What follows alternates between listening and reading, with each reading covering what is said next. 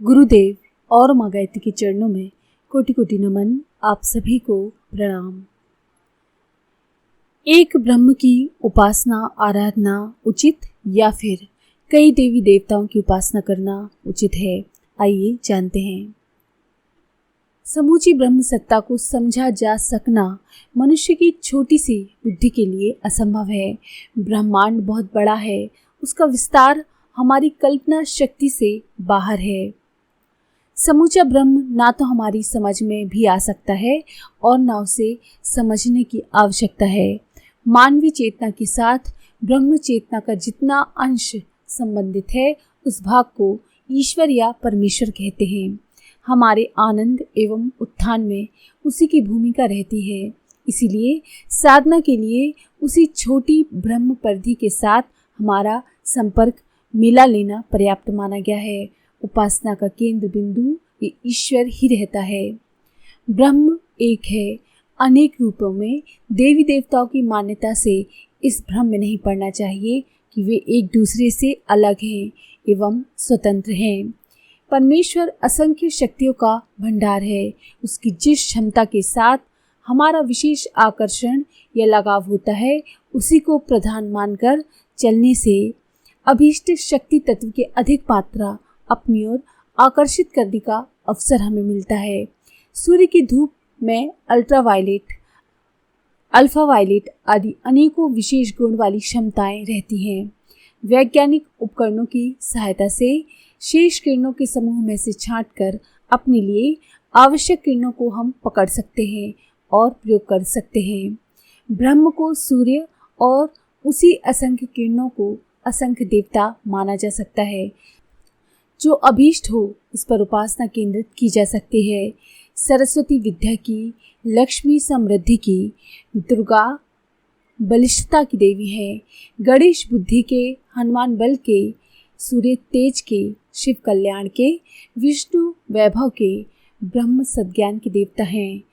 अन्य देवी देवताओं के संबंध में भी यही बात है। ये सब एक ही विराट ब्रह्म के अवयव मात्र हैं, उसी में घुले हैं। अपनी श्रद्धा, संकल्प शक्ति और उपासना को एकत्रित करके साधनारत होने से उनका स्वतंत्र अस्तित्व भासने लगता है। ध्यान की सुविधा के लिए इन शक्ति तत्वों का मनुष्य आकृति वाला शरीर भी कल्पित किया गया है। पूर्व मान्यताएं और साधनात्मक निष्ठाएं मिलकर उस प्रकार की प्रतिमा का स्वरूप वस्तुतः सामने ले आती हैं और वो इष्ट देव साधक की सहायता के लिए प्रस्तुत भी हो जाते हैं।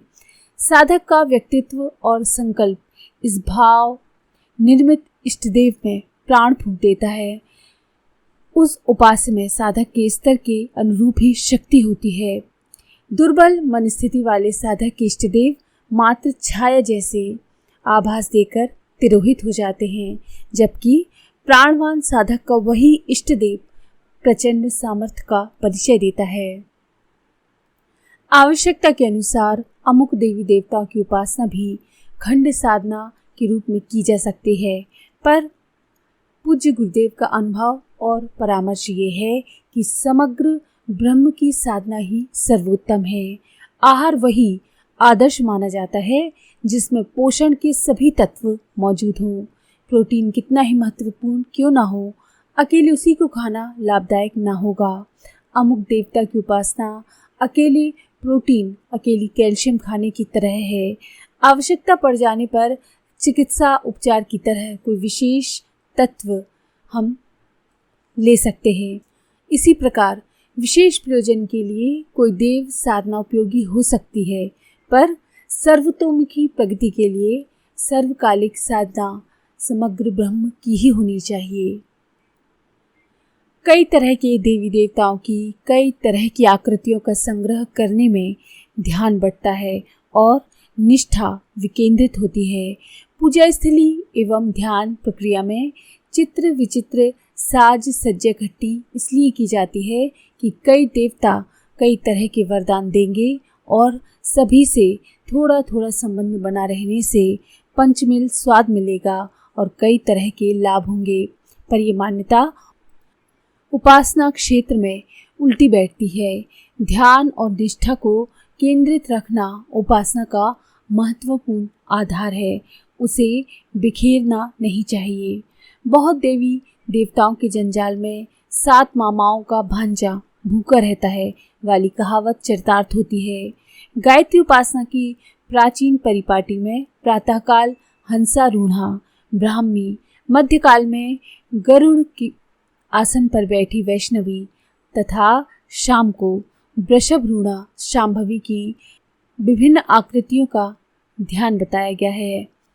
पूज्य गुरुदेव ने एक ही रूप को पर्याप्त माना और अपनी ही भांति परामर्श मानने वालों को एक ही ध्यान के लिए अनुरोध किया। सविता देव के रूप में परब्रह्म की उपासना सर्वोत्तम है।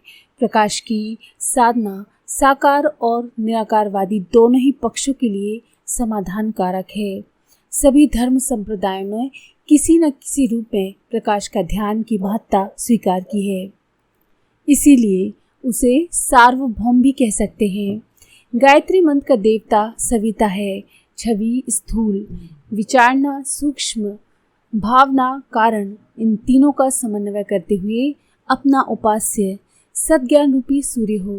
उसकी किरणों में गायत्री मंत्र की सदाशयता और अंतराल में अनन्य प्रेम से ओतप्रोत मात्र सत्ता की झांकी की जा सकती है। इस ध्यान में तीनों शरीरों की आवश्यकता पूरी कर सकने जैसी सभी तत्व विद्यमान हैं। साकार निराकार का भी इसमें समन्वय है। उच्च स्तरीय उपासना के लिए यही ध्यान प्रतिमा सर्वोत्तम समझी गई है। सभी लोगों के लिए हंसारूढ़ गायत्री माता की पुरानी छवि का उपयोग करते रहना ही ठीक है। गायत्री को विराट ब्रह्म की प्रतीक प्रतिमा मानकर ही चलना चाहिए। उसमें उन सभी देव शक्तियों का संतुलित समन्वय मौजूद है जो साधक की भौतिक एवं आत्मिक प्रगति के लिए आवश्यक है। इस तरह से कई देवताओं की पूजा न करके सिर्फ गायत्री माँ की पूजा करके सूर्य का ध्यान करते हुए आप अपने जीवन की सारी आवश्यकताओं को पूरा कर सकते हैं। तो अगर आपको ये जानकारी पसंद आई हो तो प्लीज़ लाइक करें, शेयर करें, सब्सक्राइब करें और बेल के आइकन पर क्लिक करके ऑल पर क्लिक करना ना भूलें। धन्यवाद।